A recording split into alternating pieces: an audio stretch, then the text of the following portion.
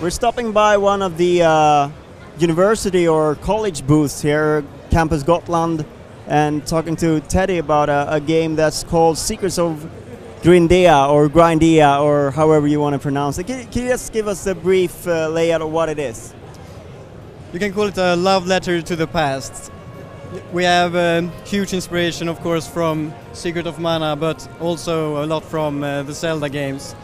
And we kind of felt that they have not gone out of style, but they aren't made as much as from the SNES days. So we wanted to make like what we felt was the perfect game. So we took that concept and we merged it with the possibilities you have today, right? With online multiplayer and that kind of stuff, and you have greater possibility to do more fluid gameplay and stuff with modern technology. So basically, that's what we did.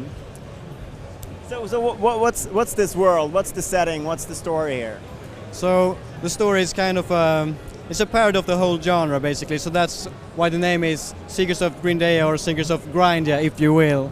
You might be grinding a little bit. You can be grinding. So that's the deal. You absolutely do not have to grind anything. You actually have to grind less than in many modern games. So you can just rush past all the grinding if you want. But if you do like to grind, there's a lot of stuff you can do. Like you can fish, and you can find like rare cards on each enemy. So if you like to grind, you'll love the game. If you like just a Zelda-like game with dungeons and adventure, then you also like the game. So the setting is, in this world there are this huge organization known as the Collectors, which collect all the rare items in the world and stash them in one place. And it starts out as many of these games where you're supposed to prove yourself and join the heroes of the world, so to speak. And there will be some twists and turns to that, some like darker sides that appear later in the game, but that's the premise. Is story very important to you guys, or do you feel like the freedom and exploration is the most important part of it? Let me put it like this.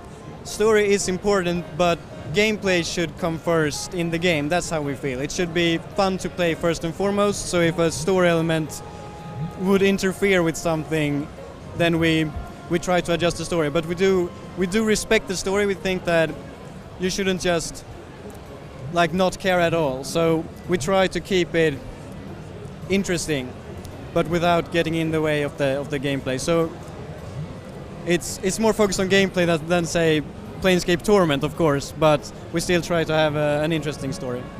Because I guess there's a little bit of a danger when you're doing a parody of sorts, or you're doing a little bit more lighthearted, that you don't take it seriously enough, and then people won't be interested in what the story is.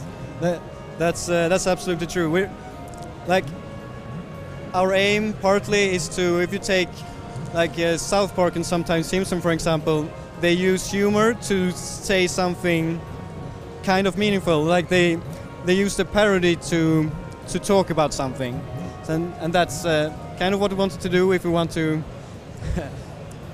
say it in a pretentious way, maybe, but we do feel that even though it's a parody, we're absolutely trying to make it not just haha, it's a reference, but it does make sense in a way, in a bit deeper level than that. Can you tell us a little bit about the team and where you come from and sort of how long you worked on this? Yeah, so we were graduation project at the Högskolan at Gotland, which is now Uppsala University, Gotland campus, and so we met on that school, and last year we felt we wanted to do something real, and we decided on making Secrets of Grindea. We are 3 people, so I'm the programmer, and we have 2 artists. As you can tell from the game, it's art heavy, so we felt we needed some more horsepower in that department. It's a little bit rare with a game that has that, 2/3 are artists. Yeah. It might be usually the other way around, but in this particular game we kind of felt we needed that. So we have one guy who is full-time working on just doing the animations, so we can have really good animations in the game, and I think he delivers. So what's the plan with the game? Where do you want to see? I know I noticed it on Steam Greenlight, and so I assume that's one of the goals with it. Yeah, so we're going to release it on Steam, of course, and Good Old Games have also contacted us, DRM free with the Humble widget, and so we're going to try to appear on most these sites, actually. Desera.com as well, because they've helped us a lot with the beta distribution and such. And is there a time schedule ahead, or is it when it's done?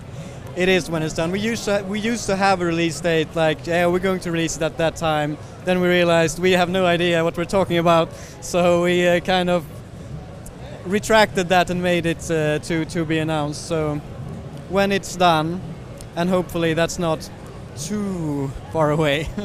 Maybe sort of next year, maybe?